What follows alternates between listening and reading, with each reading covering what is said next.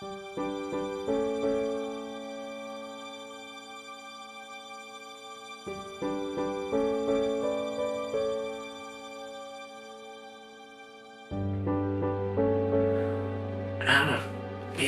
Oh, man.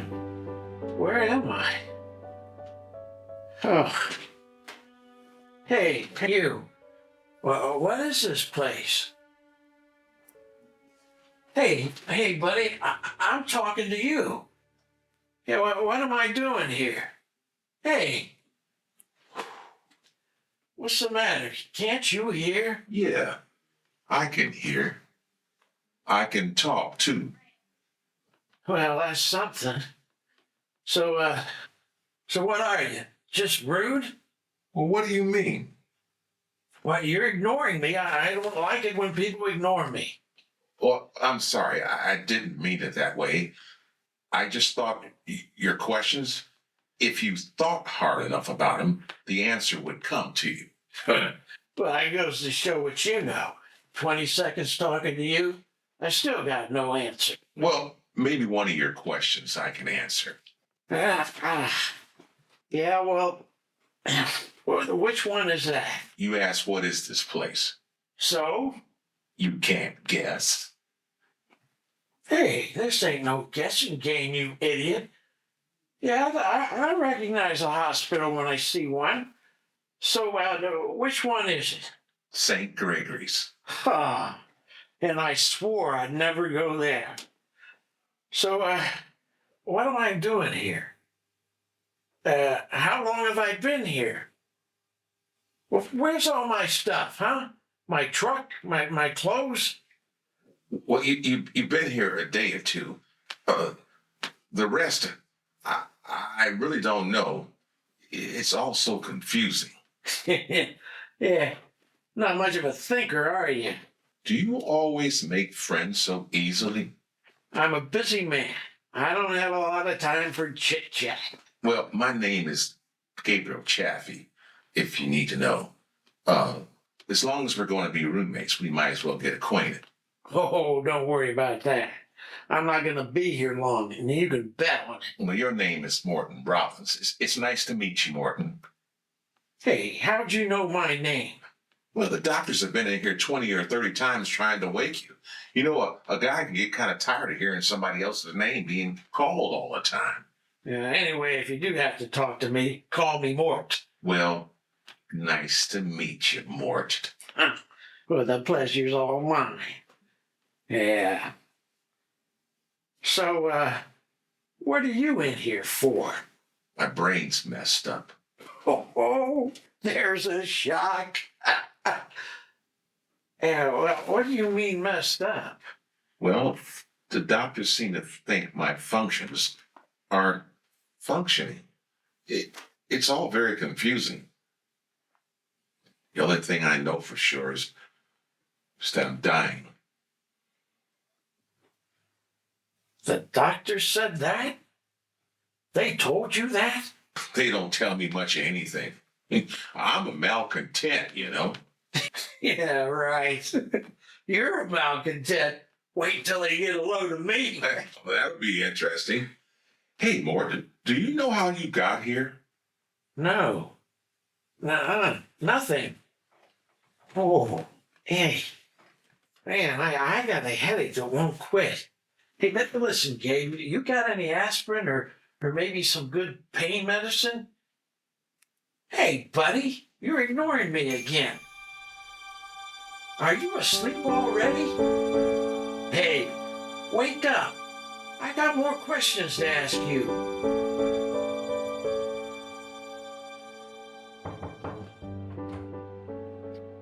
Mr. Rollins, you're awake. The doctor will be so pleased. I'm just so pleased the doctors will be pleased. Are you going to be pleased too? I'm just so pleased when everyone's pleased. I see we're in good spirits today. Hey, look, I have a lot of questions I want answered. Are you in pain, Mr. Rollins? I got a headache the size of Baltimore, including suburbs. I can have the doctor prescribe something for you, now that you're awake. I'm awake, all right, and you all are going to be sorry I woke up. It's a good one, Mr. Rollins. This is no joking matter. I need to get out of here and get back to work. Oh, I don't think the doctor has any discharge orders written up yet. I don't need any discharge papers. I'm an American. I come and go as I please. Please, Mr. Rollins, please, don't try to get up. The doctor will not be happy. Oh, we can't have that now, can we? Listen, Miss, My name is Teri Rudzinski. Well, Terry, if you don't want to see an old man fall out of bed, crack his head on the floor, and bleed all over the nice room, will you please go get the doctor and tell him to come quickly with pain medicine? Could you do that, please? Yes, Mr. Rollins, I'll get him. I'll get him right away. You do that. That would make me pleased. Hey, Gabe, thanks a lot for helping me out. What was I supposed to do? I don't know, tackle that nurse or something. Help spring me out of here. I don't think that would work, Mort. Well, why not? I can barely move myself. I can hardly fight any battles for anybody else. You could at least give me verbal support. Yeah, why'd you get so quiet? I think I fell asleep. I think I do that a lot now. Oh, man, this is a bad headache. Well, do you have a brain problem too? How should I know? I don't know how or when I got here. I don't remember anything back as far as... All I know is my head is pounding and no one will tell me why. Oh, I'll tell you why, Mr. Rollins. I assume you're a doctor? My name is Patrick Connor. I'm a specialist, neurology. What does that mean? Oh, it means I'm a doctor. I'm pleased to see you're up and about. Oh, no. Well, I'm very pleased that you're pleased. Oh, good. Then you won't mind if I have a look at you. Hey, not so fast. You can look at me after you answer some questions. If not, I'm getting out of here. Don't do that, okay? All right. You're the patient. You have rights. What do you want to know? Everything. How did I get here? How long have I been here? What's wrong with me? What kind of... All right, Doc. What in the name of St. Gregory are you doing? Noting all of your questions.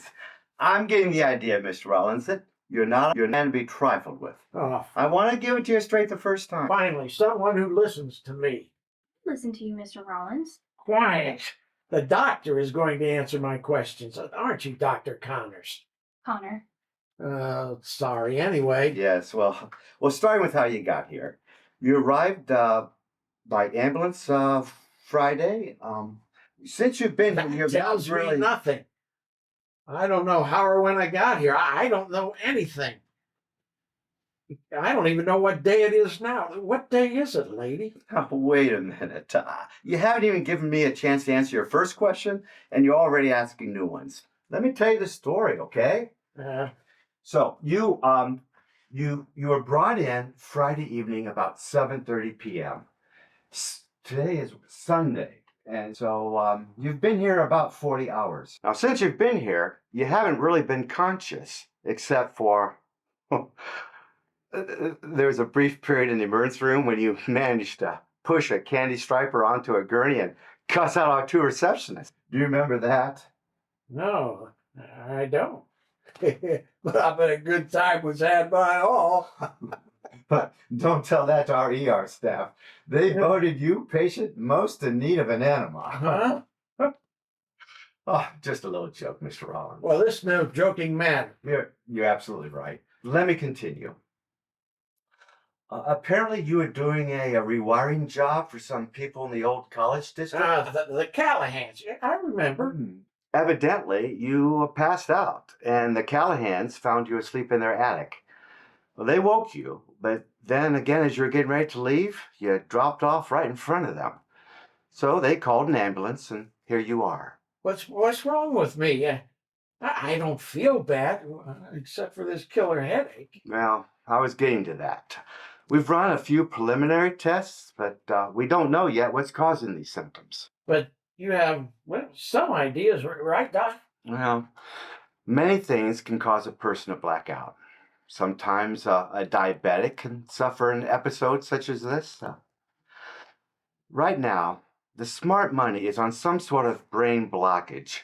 Something is disrupting the blood flow in your brain. Something like a tumor or maybe an aneurysm. Well, but Yeah, but maybe I'm just overtired or have the stomach flu or something. Now, neither of those conditions are likely to cause a person to have a catatonic state for that much time.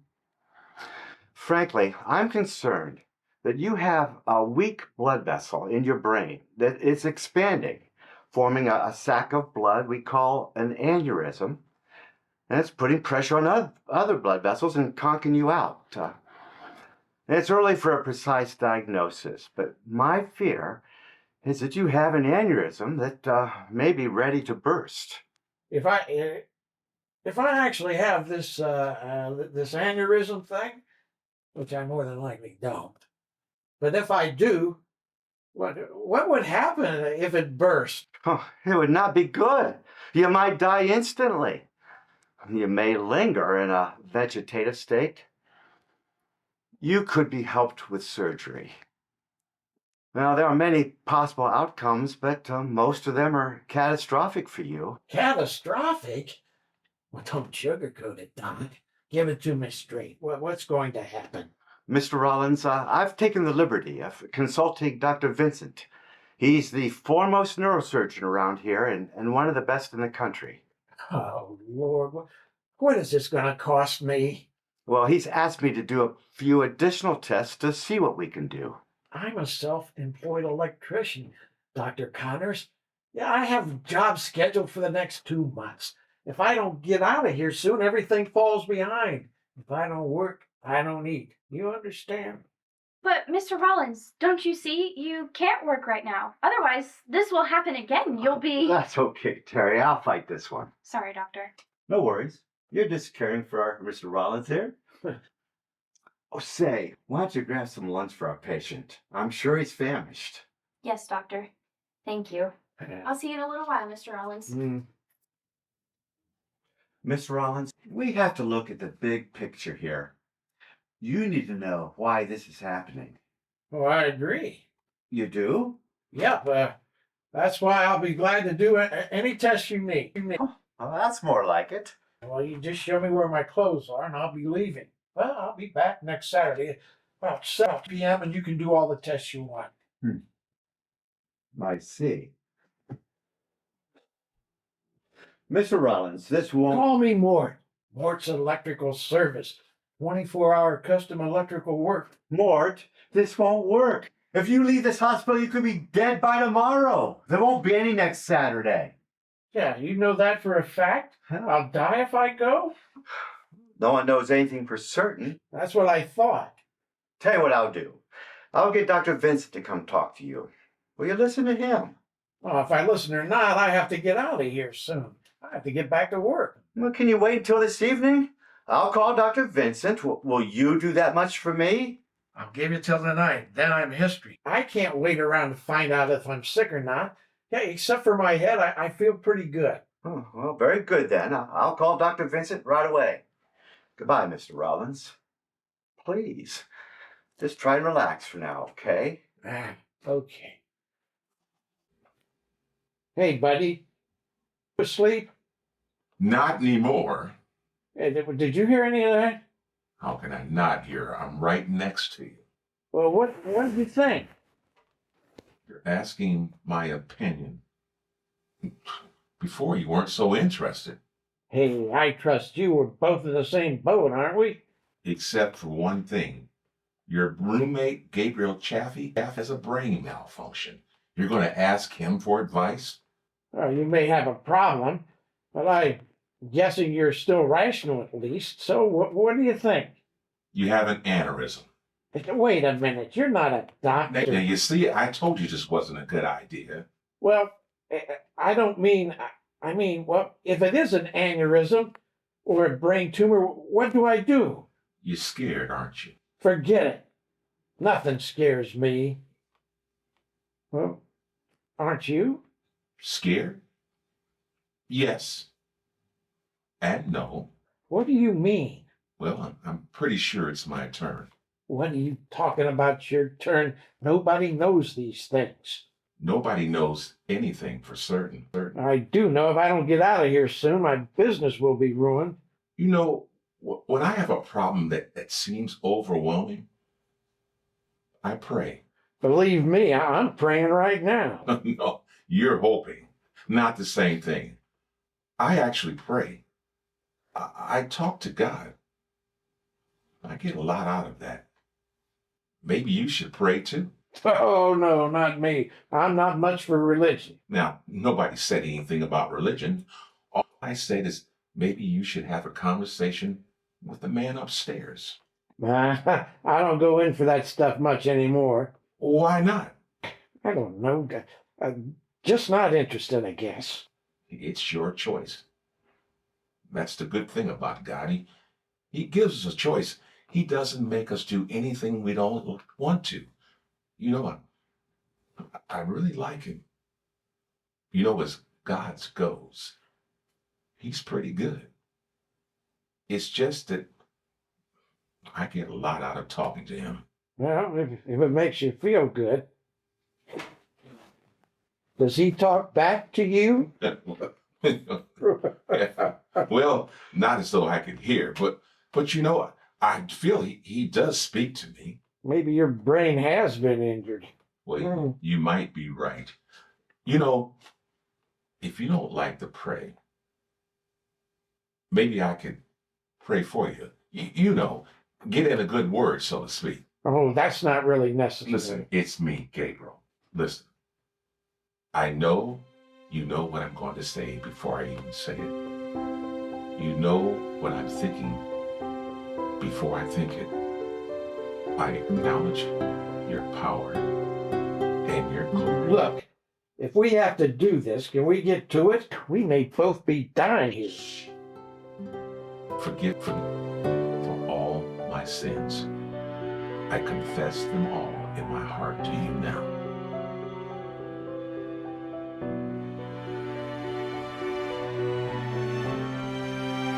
Morty, you are awake. Thank you, God. He's praying. Hey. Hey, Gabe. Hey, Gabe. He must have fallen asleep. He does that a lot. Morty, I'm so pleased. Oh, not you, too. I have been here for days watching over you. You know, the doctors didn't know when or even if you would ever wake up. He was just praying for me. I told him I didn't want him to, you know. Well, I think that's sweet. You would. I've been praying too, since Friday night. Thanks. But no one asked you to. No one asked me to. It was something I wanted to do. You are my only living relative. We've barely spoken in 10 years. I realize that. And this, well, this has made me see how silly we've been. Myra, Yes? we're not silly. We're just two different people. Oh, that's not true. We're a lot alike. You just chose a different path. Please, let's not get into this now. You're right. I'm just happy to be able to talk to you. I have so much to tell you. They say I have a brain aneurysm. Yeah. I need to get out of here, Myra. Can you help me do that? How can I help? Well, tonight after I talk to that specialist, Dr. Vincent, I'm making a break for it. Can you take me home? Well, sure, Morty. When will you be discharged? Well, I don't think I'm going to be discharged. They want to keep me here for more tests. Well, for heaven's sake, if they need more tests, why are you leaving? You know very well why. I can't afford to spend time here. I have to work. You don't. You have all the money you will ever need. You could retire anytime you want to. It's not the money, Morty. We have discussed this before. Myra, let's not argue. Come on, you know you'd be lost without your work. And I am finally beginning to realize why. Ever since Eleanor died, you have nothing. No hobbies, no children, no relatives, except for me. No friends. And no relationship with the Lord. Oh, here it comes. I don't understand you. Ever since Mother died and Eleanor died, you've become a miserable, lonely old man. And I like it that way. Oh, you think you do, but I know better. You hold up in that big house of yours. You're cold and unfriendly to your neighbors. I've even heard you make your customers mad. Doesn't matter. I'm good at what I do. Well, that certainly makes it right. Here we are, mad at each other again. I'm not mad, Myra. Just in pain. I'm sorry, Morty. I really am. I know I drive you crazy, but you're my brother. I still love you. That and a bottle of aspirin will make me happy. Morty. Where is that nurse with some pain pills or something? Morty, What? would you take my hand? Let me see. I'll think about it. Would you close your eyes? Only if you disappear. Please, Morty. God, this is my brother, Morton Rollins. I need an introduction. Shh, please. Dear Lord, I know you have the power to make miracles. You have the power to make one now. I'm asking this on behalf of my brother. Take this tired old man and fill him with your spirit.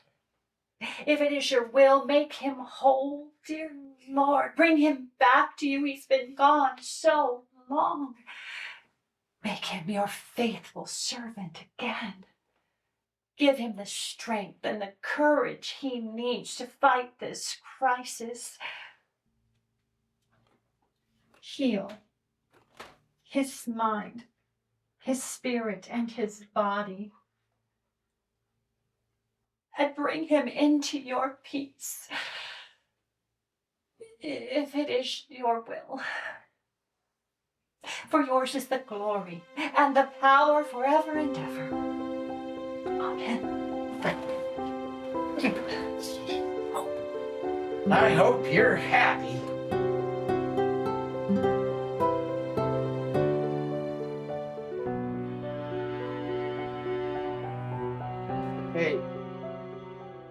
Hey, Gabe, you awake? I believe I am now. How you doing, old timer?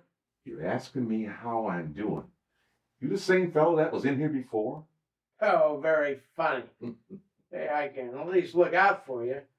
After all, we are roomies. Well, I thought you was busting out of here right after supper. Oh, that specialist, Dr. Vincent, put the squeeze on me. Said I need tests and probably surgery right away. I think those doctors are all in this together. They're trying to keep me here. For what purpose, friend? So they can keep a mean old man around here for a couple more days? So you can abuse the nurses and your sister some more? Hey, whose side are you on? Yours. And give me a break, will you? You're still scared, aren't you? Listen, bright guy. I landed at Incheon with 70,000 guys. All of us breathing so hard we thought we were going to pass out. A couple did.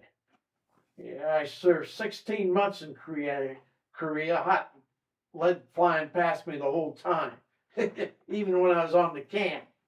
You think anything can scare me now? So I get the idea you're a real tough character. I ain't never backed down from anyone or anything in my life. So you think I ain't gonna start now. you think by standing up to this like a soldier you can lick it? If I go fight. So you don't need any help? I never said that. Father's all well and good, but everybody needs somebody to, well, how do you GIs put it, cover you? Well, I sure don't need this place. And I don't need a bunch of know-nothing docs pawing over me. And I don't need any Sunday school rejects praying for my soul. Hey, Gabe, I'm sorry. I got to talking too fast. I didn't mean it, fella. I was talking more about mine, you know? I didn't mean anything about you. Gabe, you awake? How are we, Mr. Rollins? Well, We are fine. Can we be left alone? I'm here to refill your water, Mr. Rollins, and the doctor has a few things to go over with you. If she wasn't so pretty, there'd be no reason to keep her around. So, what's the verdict? Well, Dr. Vincent will be along later to give a better update, but for now, I'm sure you'd like to hear the results of your tests. Maybe in a couple of weeks. Well, we were right. Oh, I'm pleased. The blood flow in your brain is being compromised by a nasty looking aneurysm. Nasty, huh? We believe it's ready to burst. Yeah, I guess things would not be pleasant for me if that happened. You could die. You could be paralyzed. You could slip into a coma. None of these outcomes are acceptable. Oh, well, thank you for making that choice for me. Yeah, I'm not sure in my condition I could reason all that out.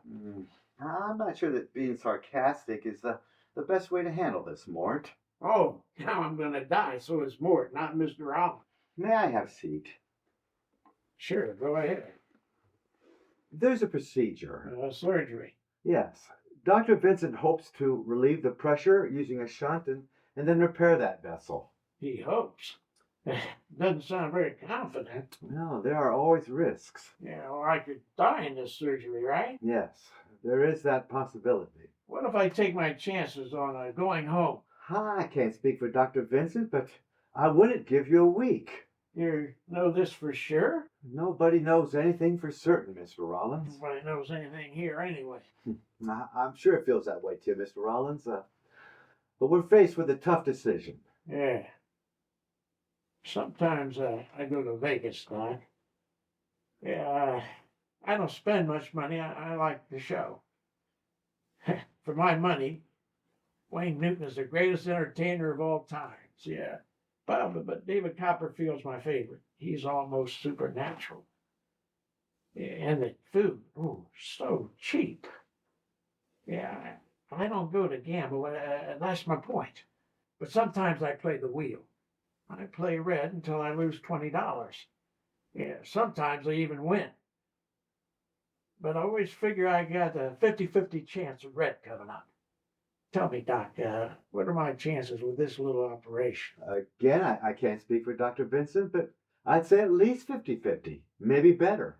50-50, huh? Yeah, well, those sound like pretty good odds. Yeah, I play those kind of odds in Vegas all the time. But you know, Doc, 50-50 sounds better when I'm betting $20 than when I'm betting my life.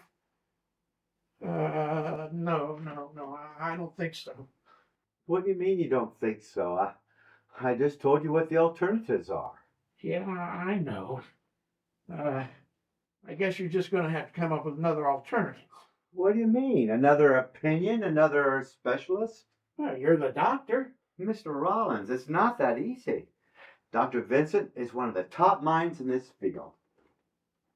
Mr. Rollins. Mort. All right, I'll send for Dr. Vincent. Maybe he can reason with you. Come on, Teri. Be right there, Doctor. Mr. Rollins, I know you're awake, and I know you can hear me. This is very tough for you, I'm sure. My heart goes out to you. But you see, you have to trust the doctors. I know right now it may seem like you're all alone, but you're not. They care. We care. Your sister cares. We'll be here for you. I hope you can understand. I'll be back to check on you later. Bye. Hey, Gabe, come on, guy. I need some serious advice here. Even from a Sunday school reject. Well, how about it?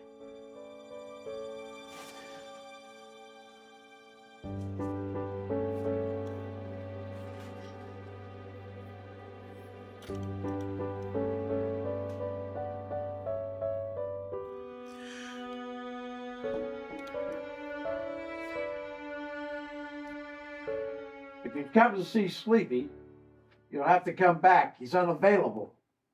No, no. I'm here to see you. You are?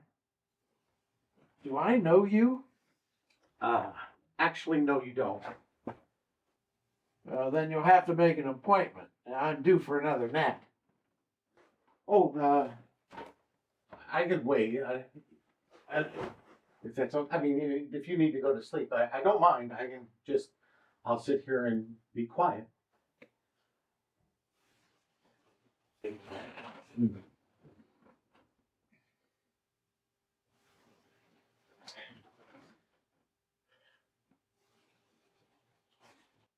Son, how can a person sleep when someone's just there watching? Oh, I wasn't watching. I was praying. Not another one. Another one? I've already had 2 people praying for me. I would think that would be enough. I don't think there's anything wrong with too much prayer. But if you want, I can stop. And go away? If you want. I don't know you. Why did you come here? Sorry, I didn't introduce myself. The name's Gibson. I've come here to see you. Me? Why? You know Pastor Phillips? He's the pastor at my church. Well, I think I know who he is. I mean, I've heard the name. Well, on Sundays at my church, but you don't go to my church, but every Sunday we have intercessory prayers after the service. I knew it. More praying. Anyway, Pastor Phillips takes requests and then he prays for those people, and everyone else does also, of course. Wait a minute. I'm starting to catch on here. So up jumps goofy old Mrs. Falco and yells, "Pray for my brother, Morton Rollins." Is that what happened? How did you know? It couldn't have been anyone else. Only she's not goofy. I like her. She's nice and sunny. Lots of people like her. Well, that's very gratifying, but I can tell you one person who thinks she's goofy. That's understandable. I know how you feel. Lots of people have unique relationships with their sisters. You? I don't have a sister. I wish I had one, though. I'm an only child. Like I said, my name's Gibson. Yeah. So, if your preacher prayed at church, why'd you come here? I mean, Well, I thought it'd be best to meet face to face, see what you're like, to visualize my request to God. and did it? Sure. Only I haven't been able to do much praying yet. You know, kid, it's too bad there's not a lot of money to be made in praying. Otherwise, I'd be on my knees on a regular basis. Hey, I was just making a joke. Ah, yes, joke. Miss Falco has told me about your sense of humor. Don't listen to everything she says. Why, she's been on my case for years. I think she's just bitter because she can't get me interested in her goody-goody church stuff. You won't let it go, huh? Oh, she left it alone. Yeah, after I quit talking to her 10 years ago. But you're talking with her again. I saw her downstairs in the cafeteria. We're talking, but I think she thinks the only thing that will save me is a good dose of religion. Have you tried it? Listen, I don't need a good taste of liquid plumber to know I won't like it. It's an interesting analogy, but if it looked like liquid plumber, but it had the power of the fountain of youth. I have to be careful what I put in my stomach. Ulcers, you know. I think we were talking about God and what he can do in your life. Yeah. I'd be willing to give it a good shot, believing that is, if he could stop relieving these headaches. I don't think it works like that, Mr. Rollins. Mort. Okay, Mort. I don't think you can bargain for money or power or health, anything like that. I think it starts where you have to look around at all the beautiful things, the wonders, and think to yourself that this is not an accident. Somebody or something had to have made this. And that's when you start to believe. For me, it was people. My mother and father, the way they lived, how they treated people. I knew there had to be more to that. Haven't you ever looked around and felt that only a loving God could have created all this? Uh, I'm sort of a glass half empty guy. I look at all the sickos, criminals, and freaks, and I think better to believe in no God than one that allows all this to happen. Yeah, it's a tough world, kid. I just want to make sure Mort Rollins survives in it. Well, I'm not a religious fanatic or anything, but I have to keep up a positive attitude. I've been through a lot in my life, and Jesus has seen me through it all. The only answer I can give for all the bad things happening in the world is Jesus. If I didn't have him, I'd be as negative as you are. The world has always been an evil place, even back in Jesus' time. God sent Jesus to shine in the darkness, to be a gift to us, so that we can view life more positively. Well, speaking of gift, I got you. What? What is it? Oh, USS Missouri. Battleship. Yeah, I know Missouri. I think you need glue to put it together, and I didn't think the doctors would let me bring glue, so I didn't bring any glue. But you could build it when you get home. You know, when we were floating in that little boat going ashore at Incheon, we had nothing to protect us but a plywood landing craft and a a little machine gun. Man, that was creepy. But here's a destroyer's guns roaring over our heads, sending one shell after another onto the cliffs and ridges. Yeah, I've always loved Missouri. After they signed the Japanese surrender on her, the other guys were panicking, so I told them those shells were coming from Missouri. Those guys had no idea. Most of them were pretty raw. And they never even looked back to see what ship it was. After a couple of minutes, I even convinced myself it was her. After that, it was a comfort to us all, watching those shells fly over our battleship. Yeah, after that, I never forgot Missouri, even though she had never been there. Yeah, I used to read all about her. Followed her all around the world. Thanks, kid. Oh, you're welcome. You're not the only one that likes the Missouri. Did you know that it was decommissioned in 1989, and in the whole state of Missouri, they held this huge campaign to keep her in active service, and my father was there. He was fighting for it right out to the very end. Of course, now it's at Pearl Harbor, standing guard over the Arizona. Your dad served aboard her? Oh, no, he's from Kansas City. Proud of the state, I guess. Well, you'll have to tell your dad I'm proud of him. Yeah, I would, but he died in 92. I'm sorry. It's okay. I'm a big boy. I got over it. I'm sorry to hear about it anyway. Yeah, he must have been a good man, your father. He was. Stepdad.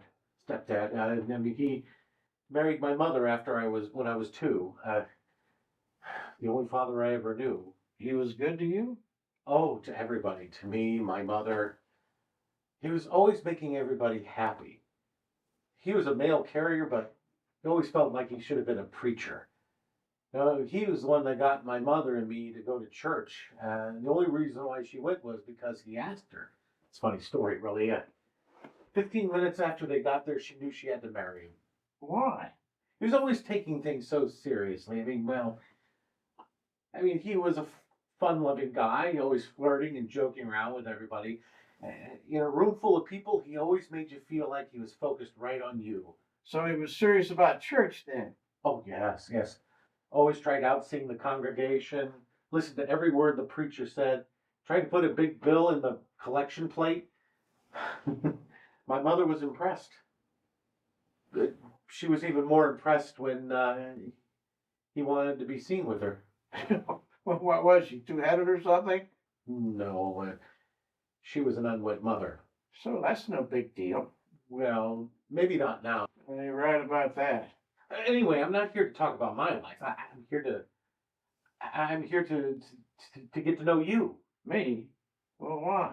Well, because you're sick. I mean, do the doctors know what's wrong? Listen, kid. Gibson. I'm Gibson, then. Yeah, I appreciate you coming and see me and all. And well, I love the model. Yeah, but I have an aneurysm that's going to burst and probably get blood and brain matter all over your Sunday pants there. Look, it's better if you don't try to strike up any friendships with me. Why not? Didn't you just hear me? Yeah, I might not be around long. Yeah, one thing your dad forgot to tell you. Never waste your sympathy on someone who might not make it until dinner. That's a good one. Maybe I ought to start a wisdom notebook. Morton Rollins' words for life. Huh? Mort? How'd you know my name is Mort? I never said it. No, you didn't. Pastor Phillips knows it. Mrs. Falco has said your name. Wait a minute, I'm starting to smell a rat here. A what? Did Myra, Mrs. Falco, have a chat with you today? No. Maybe she asked you to come here and spread a little Jesus on the dying man? No, but my mother and I talked it over, and we felt... Maybe your mother and Mrs. Falco. No, she hardly knows her. We sit way behind her. Well, don't tell me you came just because I needed your prayers. Well, is that so hard to believe that I wanted to do something nice for you? It would be, even if you didn't somehow know my sister and her righteous friends at church. But then you bring me the exact battleship I have loved for years. Nah, something's rotten, and the smell starts with my little sister. Yeah, wait until she comes back. No, wait. Mrs. Falco had absolutely nothing to do with me coming here. How can I get you to believe that? Just because I also know about the Missouri, that doesn't mean that I have anything, to do. Oh, with it. so you do admit somebody told you about Missouri? No, nobody told me. I knew. I've always known. What? Nothing. Forget about it. I misspoke. What? Just don't worry about it. I didn't come here. I came here to pray for you, with you. No, you didn't. You said you've always known. I have a pounding head right now, but I can still hear. What did you mean you've always known? Just let it go. But you knew all along about Missouri. It's just not important. Why don't you let me be the judge of that? Okay, fine. I didn't want to do this.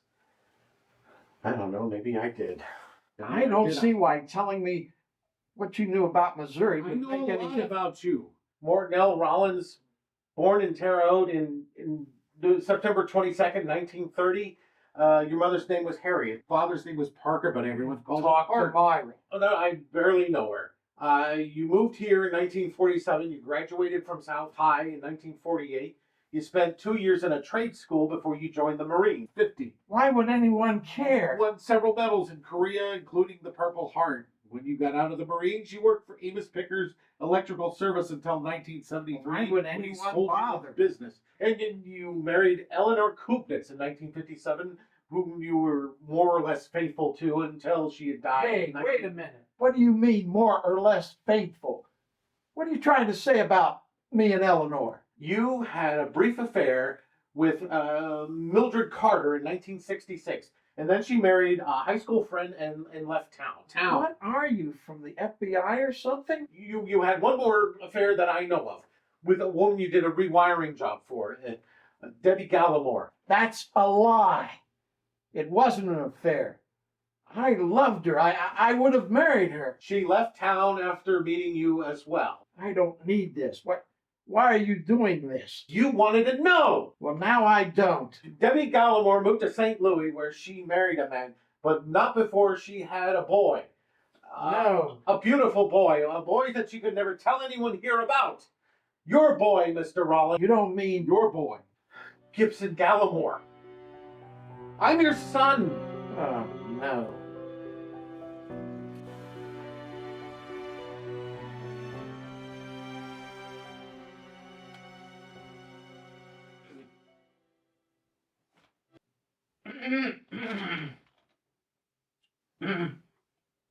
You're awake. were you just praying I pray a lot. for me? Some. Oh, thanks. Well, sure thing, buddy. Hey, aren't you having surgery soon? 1 o'clock, they tell me. Are you nervous? Yeah, not as much as I thought I'd be. Got other things to think about now. Like maybe Gibson. And his mom. You're curious about her. I never stopped loving Eleanor. I just fell in love with Debbie, too. Can you understand that? No. I'm sorry. I didn't mean to sound judgmental. It's just that I've never loved another woman. Never even looked at another woman the same way. You're lucky. Blessed. Well, they're probably right. Janelle was sent to me at the right time. I was a bad kid, a real troublemaker. You? I don't believe it. I probably believe it myself after all these years. But I was headed in the wrong direction, hanging out with the wrong types, doing things I knew were wrong. This may sound a little convenient, but I believe I met Janelle because God needed me to. If it hadn't been for her, I don't know what would have happened. She got a hold of me and claimed all my free time. Before I knew it, I was going to church, volunteering, cutting out swearing and drinking, all the good stuff. Yeah. My life was changed. Me too. I couldn't be more happier. So, you think you met her because God willed it? Look, Mort, I know you've denied him for all these years, but I believe God sends messengers to us all the time. Usually they're people we know, but sometimes they're complete strangers. You may not believe this, but I believe he sends people to us to help us, to show us the way. Sometimes we just don't listen. I believe that's how it is with you and your sister. Myra, a messenger? Ha! You're right! I don't believe you. You see, you didn't pay attention. That's where your son comes in. Maybe it takes more than one messenger to get the good news delivered. Well, you make it sound like God operates UPS. Well, I wouldn't be surprised if it worked like that. But God's sending messengers. Well, why wouldn't he announce them so you would know? It's a good question. I believe it has something to do with free will. God lets us do what we feel like doing. But if we come to him, it's because we want to. Yeah, he helps us from time to time with messengers, but in the end, it's our choice. Well, it doesn't sound like you had much choice with Janelle, your wife. You got that right. Ooh, she must have been one powerful messenger. Gabe, I think my powerful messenger is here now. Yeah, I think that's why God sent me my Gibson. Hello, Morty. How are you doing this morning? Oh, very well. How are you? Good. Uh. I hear you have agreed to have the surgery. Is that right? Yeah, I must be losing my touch. Yeah, that Dr. Vincent and Dr. Connor and that nurse Teri, they ganged up on me last night. They scared me pretty good. So here we are, only hours from the knife. Oh, Morty, I know. It's terrifying. Last year when Don had his bypass surgery, he was so scared I thought I was going to have to slap him to get him under control. You're not thinking of slapping me, are you? Oh, of course not, silly. I came up to say good luck and I love you. No, Myra, stay a while. We hardly ever get a chance to chat. Stick around a little. Even if I want to pray for you? I might even pray along with you. I'd better check your temperature. I think you're going into shock. Well, I'm hardly kidding, Myra. Yeah. Right, I know I'm not now such a good Christian, but about now, I'm not against having one or two was on my side. You feel the need to pray? Pray. Yeah.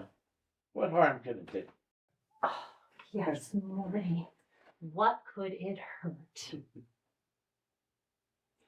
Heavenly Father, this is Myra Falco speaking. My brother, Morton Rollins, is having brain surgery today.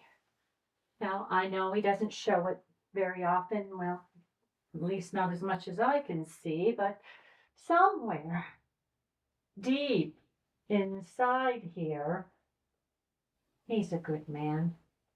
Not that that's the reason I'm asking. I'm asking because Morty is one of your children and he needs your help.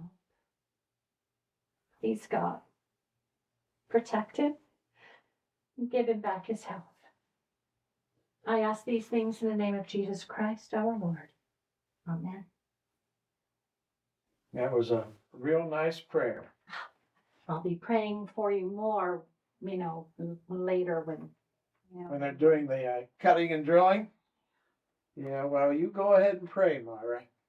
It'll make one of us feel better anyway. Well, here's a surprise. Morty, I'd like to introduce you to our pastor, Peter Phillips. Pastor, this is Morton Rollins, my brother. Very nice to meet you. Please, Mort. Okay, Mort. I think you already know Gibson. Not as well as I'd like. Oh, well, Gibson is the nice young man who comes with Mrs. Alford to church. Are you her son? Oh, yes, I am. She thinks very highly of you. You don't know Mrs. Alfred. Right. Oh, sure. She comes to church every Sunday. Well, You and your mother always sit in the back by the nursery.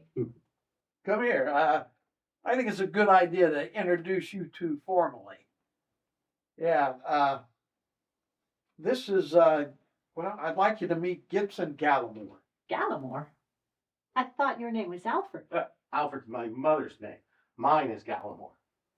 Gallimore. There used to be a Gallimore in town. About 40 years ago. Deborah Gallimore. Yes, in my class. Oh, I lost track of her after high school. My mother. I can't believe I didn't recognize her. Well, she had to move away. Well, Mort, this isn't really necessary. You're right, but Myra needs to know. Know what? Well, Debbie had to move away 40 years ago because, well, she was pregnant. Oh. With Gibson, Myra. Her son. My son. Morty. I don't know what to say. Well, you don't have to say anything. Yeah, we just thought you should know, right, Gibson? Perhaps this is a bad time, what with family and all. No, wait, Reverend, I asked Gibson to bring you here. I want to talk to you. You asked him? I don't know about all of this. I mean, too many shocks in one day. So you are Morty's son? Yes, I guess we're related. Well, that's going to take some getting used to. Ever since Mom died, Morty's my only living relative. Suppose you and I go for a walk. I've talked to Mort. I think it'd be nice if I could that we could get acquainted. And besides, Pastor, Mort has some questions for you. Would you excuse us, Pastor? My nephew would like to have a talk with me. I suspect I'll have a lot of questions myself. No, go ahead, Myra. I'll take care of Mr. Rollins. You two have a lot of catching up to do. I'll see you later. But now don't go telling him all the bad things. Don't worry.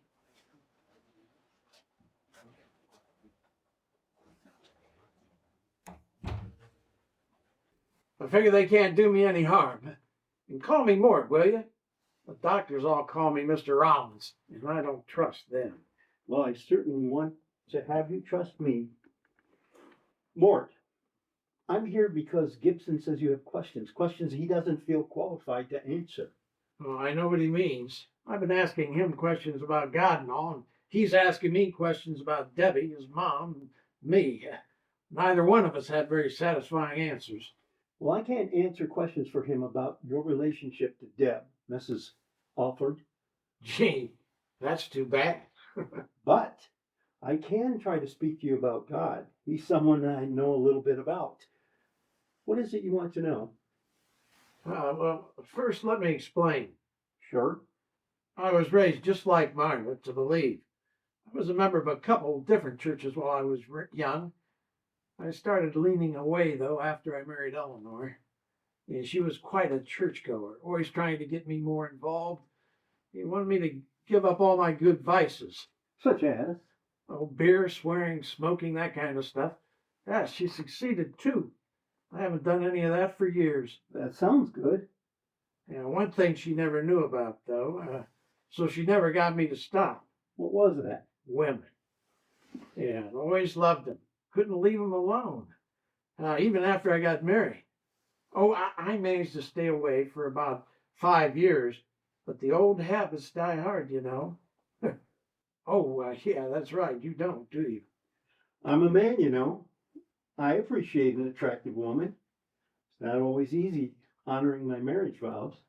But you do. Yes, with God's help. Well, I didn't have that. Yeah, I cheated on Eleanor with 3 or 4 different women.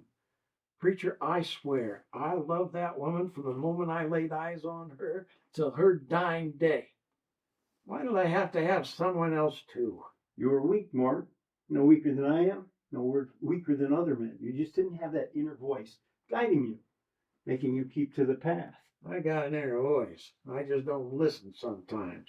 Well, our inner voice is not our own. It's the voice of God. It's the voice of millions of saints and the voice of Jesus Christ. It's stronger than any conscience or inner motivation. You fell away from the voice. Perhaps that's why you strayed.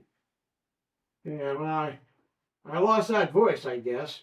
Well, anyway, in all other respects, I was a good husband to Eleanor. Well, okay, I never became a steady Christian like she wanted, but I respected her beliefs. I never ridiculed her, never. But, Reverend, I was bitter and angry when she died. If I wasn't a believer before, her death sure didn't help. What a kind, helpful soul. Always doing something for somebody else. And for what? What did believing in God get her? Cancer. At age 53. That's how God rewarded Eleanor Rollins. I know it seems like that, but we Christians believe that our faith may not always be advantageous in this life. We believe because we know our reward comes in the next.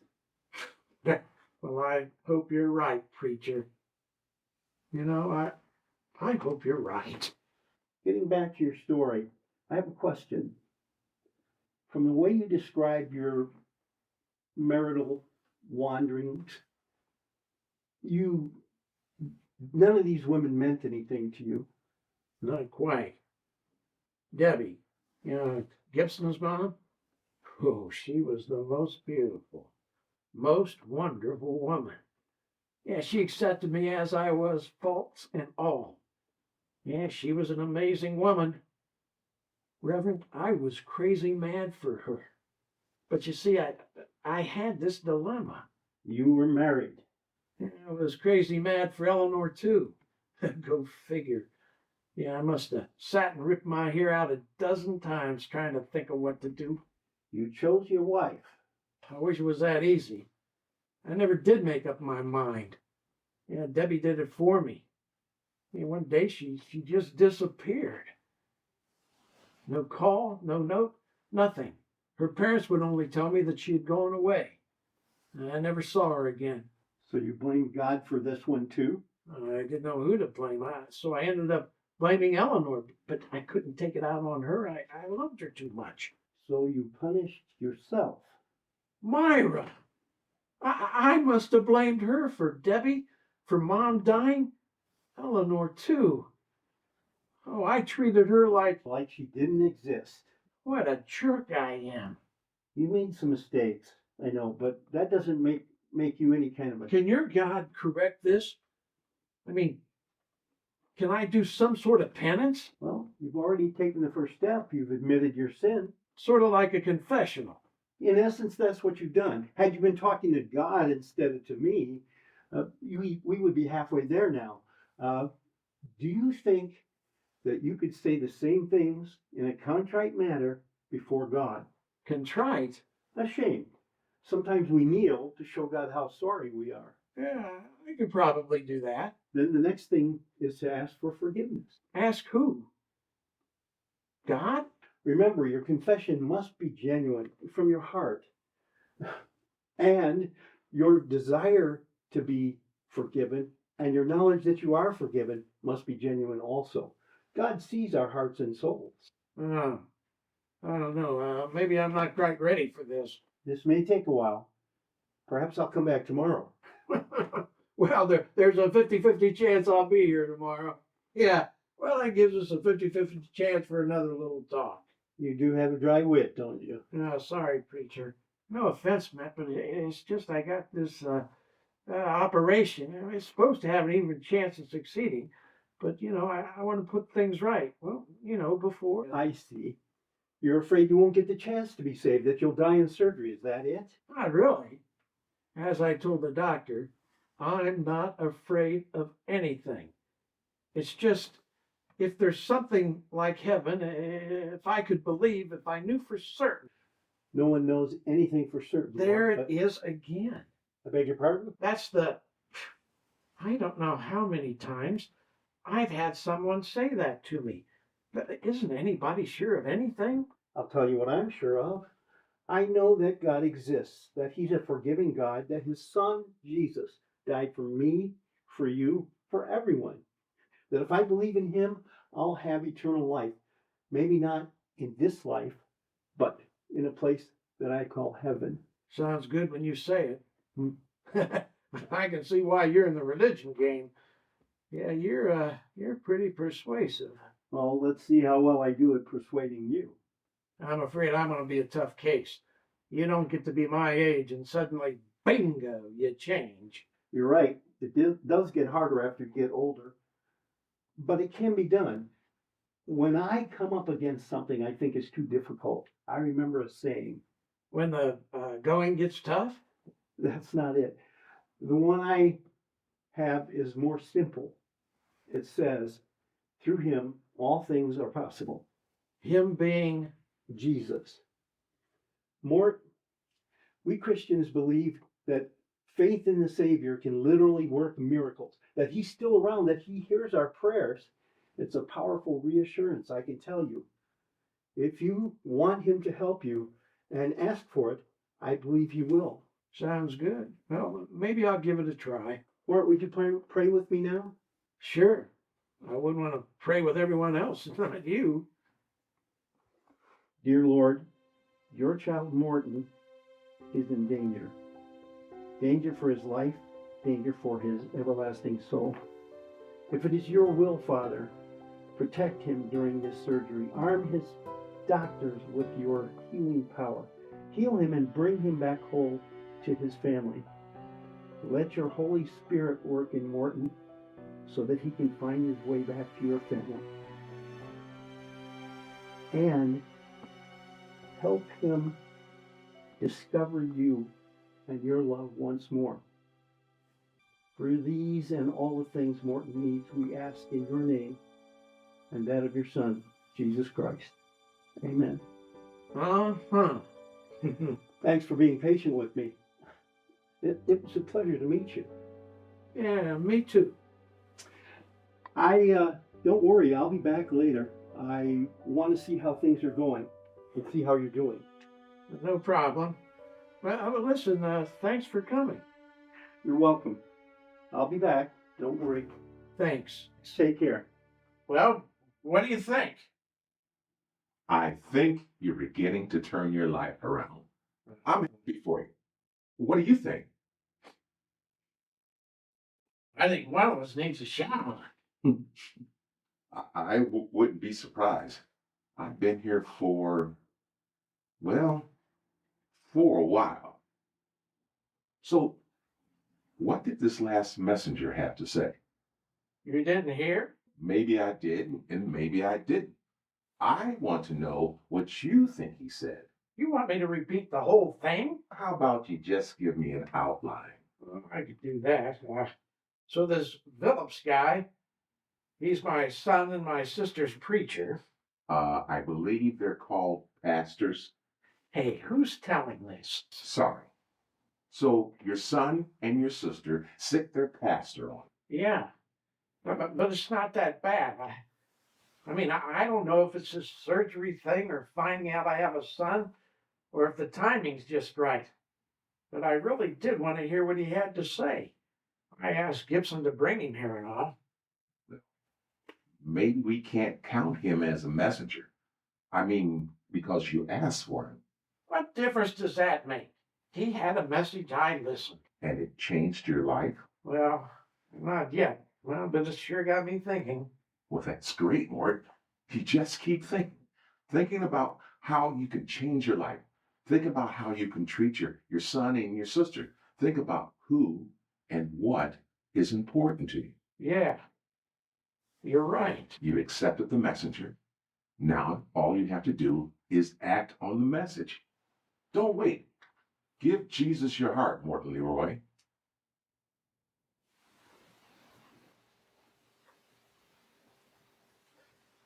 You're right, Gabe. You know, you're right. You're absolutely right. I need to make a commitment. And is this the time for it? Why not? Maybe God can save my life. Maybe He can. Does it matter? If I could see Eleanor again in heaven or some other life, oh, wouldn't that be something? That preacher said, all I have to do is believe I can be saved. Isn't that right? I believed before. I can now. Can I? Hey, Gabe,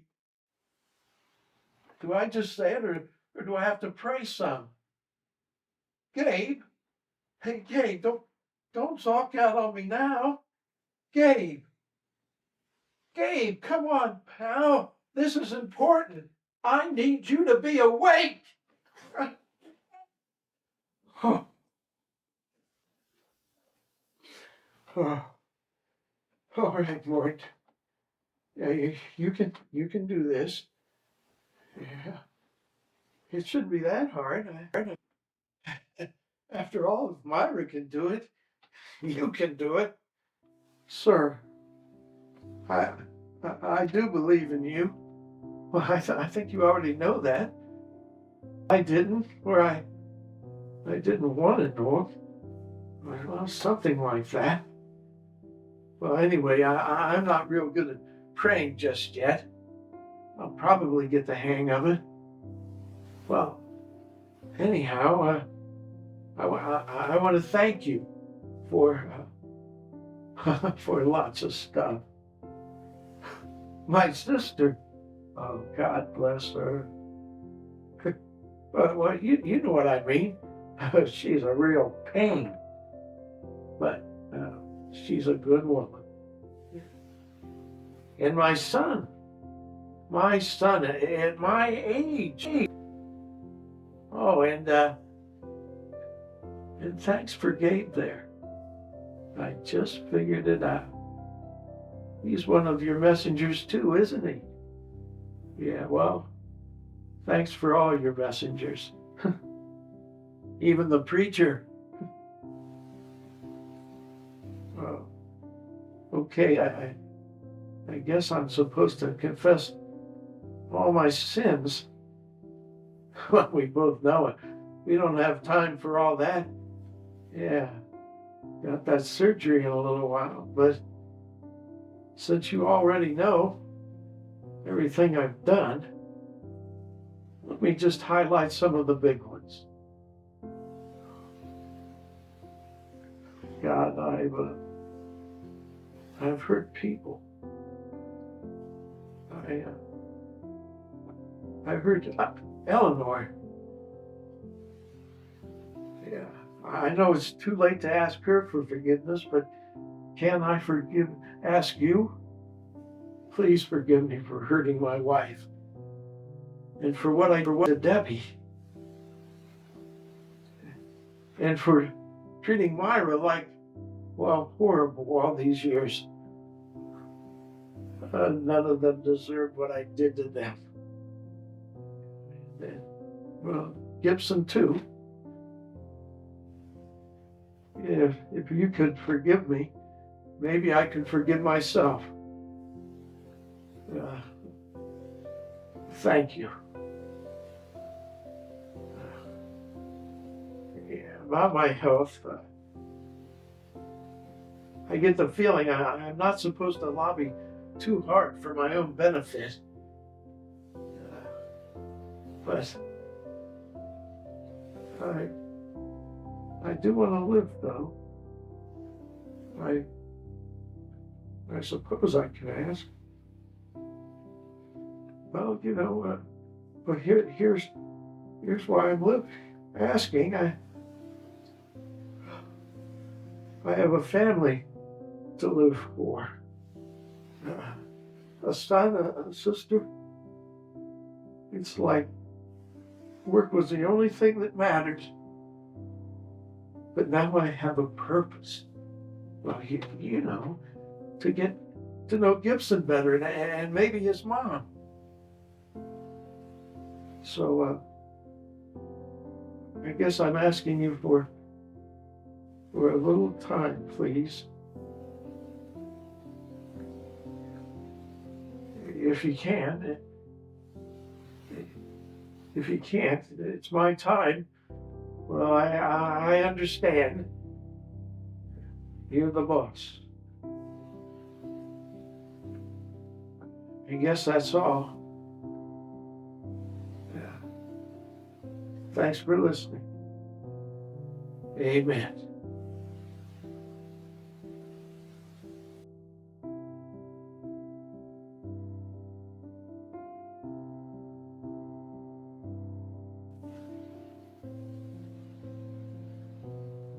Our Father, who art in heaven,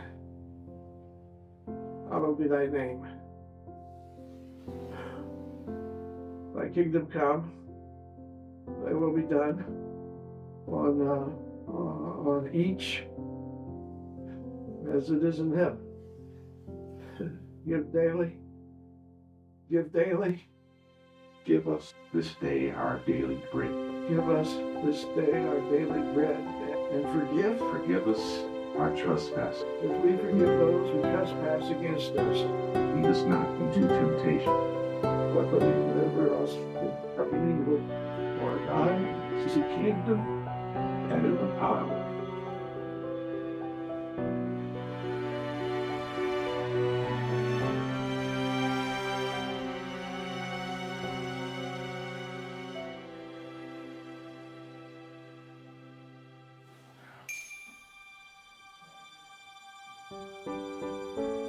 Yes! Yeah. Hey, Gabe. Gabe. Hey, somebody. I'm awake.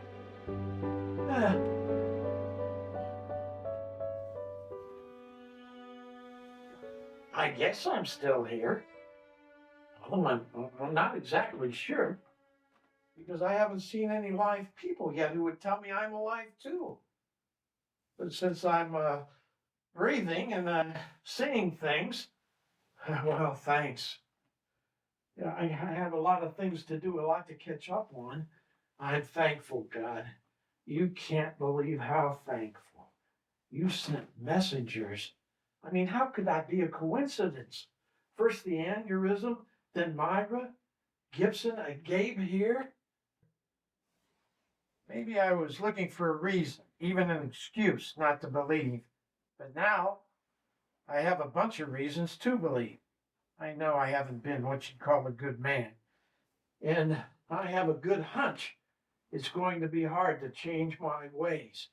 But I'll tell you right now, I'm going to try. Yeah. Well, I might even start being nice to my customers. Oh, wow. Anyway, you've given me something that most people never get, a new life. Well, I'm just so grateful. Thank you. Oh, and bless my sister Myra and my son Gibson and Debbie. Well, good night. Bye now. Amen. Amen. Ah, you caught me. Yes, we did. How are you doing, Dad? Dad? You don't like it? No, I mean, your real dad. I could never live up to his example. We'll see. Morty, don't sell yourself short. You never gave up on me, did you? Yeah, once or twice. How are you feeling? Doctors say everything went very well. Does your head still hurt? Yeah, well, I'm not sure. I don't know. I think it's a different hurt. You know, not so much on the inside as the outside. Not a headache hurt. More like somebody took a sander to my head. Well, that sounds like an improvement. But you know what? I don't even care if it hurts. Yeah, what I care about is I'm alive. Yeah, I'm breathing. And best of all, I have something important to do. What's that? I have to raise my son. Morty, he's over 40 years old. It doesn't matter. How about it, son? You want to go to the zoo sometime? How about a game of catch? Hey, what if we build a model of USS Missouri? We do have a lot of catching up to do. What do you say? Can you bounce me on your knee? Can I ride on your shoulders? You two are silly. Yes, and I can afford to be silly. Yeah, I'm a man with a new lease on life. I'm going to start living life now that I found the answer.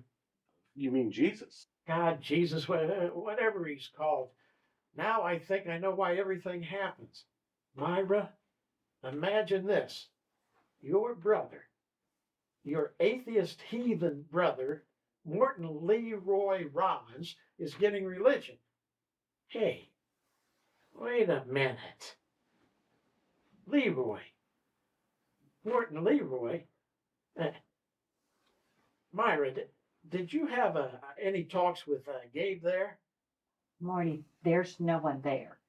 I know there isn't now, but in the past couple of days, what did you talk to Gabe about when I was knocked out? Nothing. Honest, he was always asleep when I was here. Is this important? Gibson? I don't think so. Oh, something Gabe said. What was it? Well, nothing. Well, he called me Morton Leroy.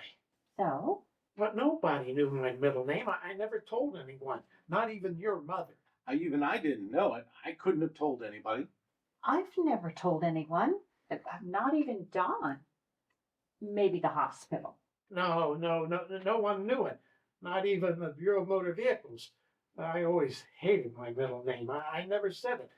Yeah, not even the Social Security Administration knew it. It's pretty odd, huh?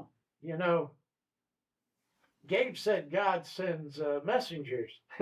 Maybe he gives them access to classified information. Oh, that guy. Wait until I see him. I got some questions for him. Well, we are just so happy you're doing all right. And that from here on out, you're going to get better. Yeah, starting right now. Starting as soon as I get out of here, I'm going to start going to church every Sunday with you and Don. That's wonderful. Of course, you know, Don doesn't go to church with me much. Oh, we'll see about that.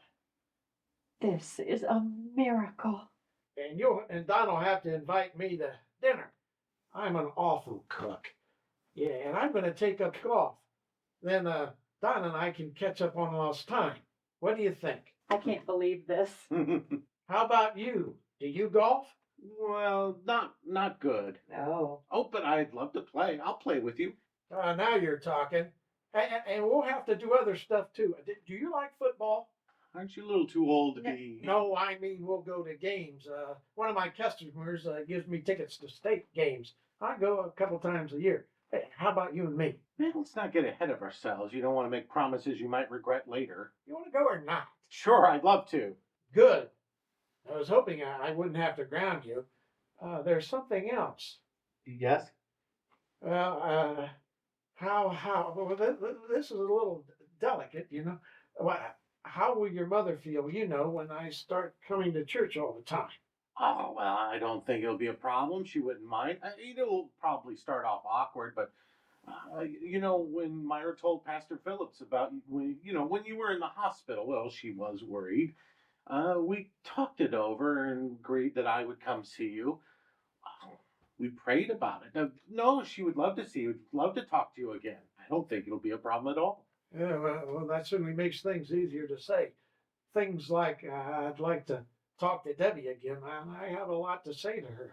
What do you think? I think it could be arranged, but let's get you healed up so you can get out of here. That'll come, I'm sure of it. They can't kill my brother. He's too ornery. I don't believe that. Hold on, you two. Let's not start the celebration too soon.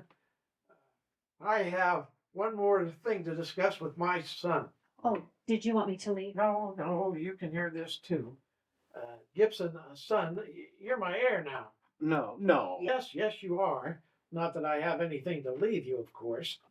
There's nothing I need. I know. It's just that now I have someone, a son I thought I'd never have. Son Eleanor and I wanted desperately. You think we never tried? Yeah. We never did find out if it was my fault or hers. I don't think either of us wanted to know. I didn't realize. It's something we kept to ourselves. Well, you know how private Eleanor always was. Oh, yes. I remember. So you see, after the first shot, I was so excited that you found me, son. That was my first miracle. Wasn't sure how you'd react. That's why I didn't want to tell you right away. Mother and I agreed we wouldn't mention it. But God changed the plan. I believe he did. Yeah, well, there's one more thing. Gibson, at one point yesterday, you told me that you went to school for computer repair, right? Well, I did back then, but now I'm just accounting for Carter's department store. I have an idea. Well, you can see, I can't run Rollins Electric forever. Yeah, I need a partner, someone younger, someone to carry on. Maybe that someone can be Gibson Gallimore. What do you think? Well, I think that'd be great. I'm flattered. I'm glad you think that highly of me, but I don't know anything about it. You don't. Not yet, anyway. But listen, you come in with me. Yeah, you run the books, something I've always hated. In the meantime, you watch me learn the ropes. You're an apprentice electrician. In 2 years, 3 years tops, you run the show, and I just help out when you need me. Yeah, and, in return, you're my partner, 50-50. You don't mean right away. Sure I do. I got some money. I could share a little. Yeah, and besides, when I retire, you're going to be stuck with me as a 50-50 partner, even if I don't do lick. Ooh, what a sharing soul. You watch out for him, Gibson. He's a shrewder businessman and he likes to pretend. Well, what do you think? I think it sounds too good to be true. Great. But, But? well, let me talk to my mother about this. I think it's better if we talk it over first. And of course, I want to pray about it too. No problem. I wouldn't want you to do something you wouldn't want to do. It's just, I'm so glad to have you in my life. I just want to make up for lost time. I know. Me too. I thought I heard noises down here. How are you doing, Mr. Rollins? Ready to get out of this bed and dance. How about it? Ready for unarmed combat, huh? You should probably resist the urge for now. Doctor thinks you're going to be fine. Yes, it's good evening, Mr. Rollins. It's good to see you're up tormenting your visitors. No, I'm afraid I'm falling a little short of the old me. He's been nothing short of charming. He's a changed man. Don't listen to her, Doc. I'm still under the influence of the anesthetic. But don't worry, I'll be my usual self in no time. Well, I'm sorry Dr. Vincent missed you. He told me he stopped by a couple hours ago. He said you were snoring. Oh, I just got up a little while ago. Well, I'm sorry he missed you. He had to do some emergency surgery, so he sent me to give you an update. Well, I'm at peace. Let me have it. I watched the whole procedure. It was fascinating. Did you get it on video? There's the old Mort Rollins. There was a very nasty aneurysm there. The surgical team had to be very careful. The operation took 2 hours longer than anticipated. Dr. Vincent is a real pro. Your vitals never wavered. You came through like a champ. As he closed, he told the anesthetist and the nurses, "This man will live to be 100. I think that means he thought he did a good job. I'm sure he did. Yeah, I'll be sure to thank you when I get the chance. Oh, and thank you, Dr. Connor. You too, Teri. And all the others on this floor. You're very welcome. This is a little surprising, actually. It's so seldom that we get thanked by our patients, especially by patients like... Like me? Oh, I don't think Terry meant any harm. Oh, well, she was just telling the truth. I've been, I have been kind of a cranky patient, haven't I? But not today. No, not today. Not anymore, I hope. It won't be easy, I'm sure, but I want to change. I can see your brushless mortality has made you think about your life. That and some other things. Yeah, over the past few days, I've been sent some messengers from God. Some of them I could ignore, but the messages and messengers just kept coming. Finally, I couldn't ignore them anymore. It took a ton of convincing, but God didn't shortchange me. First the aneurysm, then Myra and her faith, then my son. My son, the son I thought I could never have. This has been quite a weekend for you, hasn't it? It's only been a couple of days, but look how my life has changed. Thanks again, Doc. Thanks for not letting me sneak out of here. It's my job to bug our patients. And thank you too, Myra. You always believed in me. When I get out of here, we'll have to have a long talk. Yeah, I have a lot of apologies to make. Let's just get you better first. Yeah. And Gibson. Gibson, my son. Yeah, thank you too. You were the biggest shock I could possibly get. Even bigger than this aneurysm. You were God's messenger, whether you planned it or not. God's hand must have been at work. You and Pastor Phillips gave me the push and the answers I needed. You both were God's messengers. Yes. But the honest messenger of all was Gabe. Yeah. And Terry, where is Gabe? He out for tests or something? Gabe? Mr. Chaffee? Yeah, Gabe Chaffee, the fellow who's been in the next bed here. I'm sorry. No one's told you yet. Told me. Mr. Chaffee died this afternoon. In his sleep, I believe. Well, you were in surgery, so I guess that's why you missed it. He passed away about 4. I'm sorry no one told you. Gabe, I can't believe it. You know, he felt it was his turn. He was right. This Gabe Chaffee? In this bed? That's right. He told me he thought his time was up. This Mr. Chaffee? In this bed? He was the first one of God's messenger. He wanted to pray for me even when I told him no. I really don't think that... He was a good listener.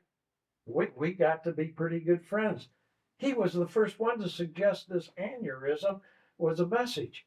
If it wasn't for him, I don't know. Maybe I wouldn't have listened.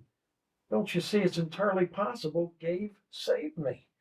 Yeah, I mean, well, everybody else was important, but I mean, Gabe, he. I'm sure he was very valuable to your spiritual welfare, but now you shouldn't be having any more visions. Now look, Doc. Yeah, just because I'm sick, you don't have to patronize me. Uh, what are you saying about me and Gabe? Nothing. If you want to believe that Mr. Chaffee was responsible for your Conversion? okay conversions, well, that's all right with me. But you're saying you don't buy. It doesn't matter what I believe. You're right. I think you ought to know. Mr. Chaffee came in about 10 days ago. He was a street person. We heard nothing about him except for what little information he had on him. But Mort, Gabe had a stroke, a cerebral hemorrhage. I mean, you saw him all curled up like that. I mean, that's all there was. He couldn't walk. He couldn't sit up. I don't know that he could move at all. All of his motor functions were affected. Do you see what I'm getting at? Not exactly. Mort, Gabe never opened his eyes. He never said a word to any of the hospital personnel. It was impossible for him to speak to anybody. Well, we were just a few days away from moving him on to the nursing home. Well, do you see now why I questioned your story? This is incredible.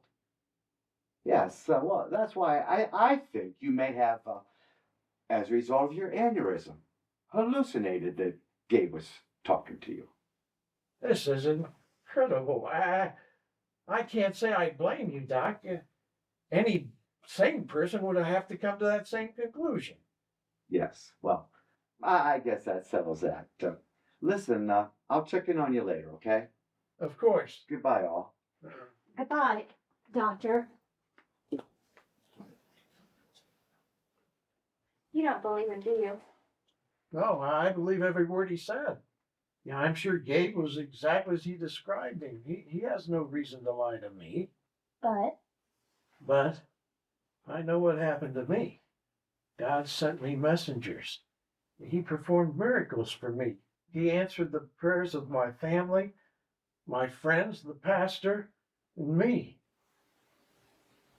The prayers of Gabe Chaffee. Maybe the biggest miracle of all is what he did for Gabe. He took a completely helpless old man and filled his mouth with words. Gave him a chance to perform his own miracle for someone else. Me. That's a wonderful attitude, Mr. Rollins. I'm so pleased for you, even if I don't understand your experience. Oh, you don't have to understand it. Just believe it. That's what faith is about. You really are changed, aren't you? I'm impressed, I really am. Your faith is so strong already. In spite of what Dr. Connor told you, you have your own beliefs. You really do know, don't you? Teri, nobody knows anything for certain. But Mort Rollins is content.